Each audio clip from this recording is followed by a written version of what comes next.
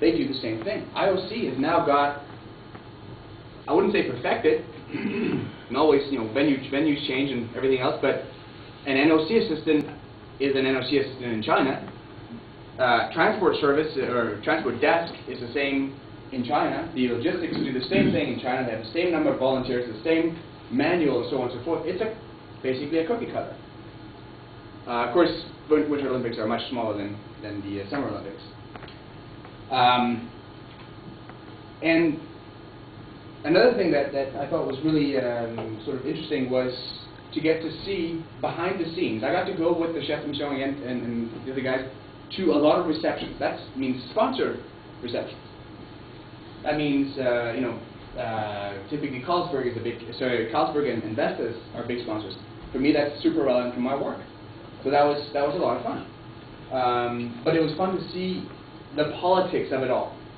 Like one reception when we had the Danish Minister of Culture, and pretty much in the middle of the reception, we see a lot of people standing up.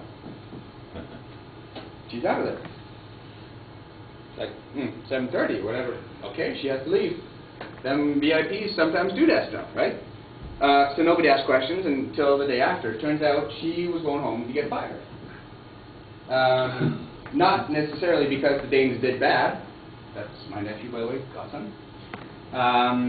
But there's a blockade coming, and the result that the Danish athletes were able to produce was going to be directly linked with the somewhat higher profile minister, who's now the Minister of Culture in Denmark, P.S.T. Møller, who was the former minister, whether he was going to come to Vancouver. That has a big role to play in funding. Who gets to, not necessarily schmooze, because that's this loaded, but who gets to put their agenda on his agenda. There's a whole lot of that going on.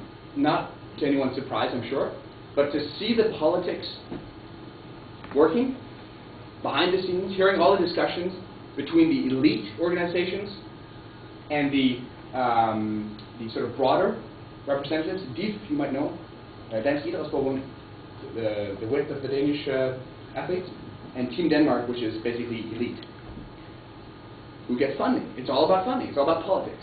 It comes right up to the top of the government levels in every country. In every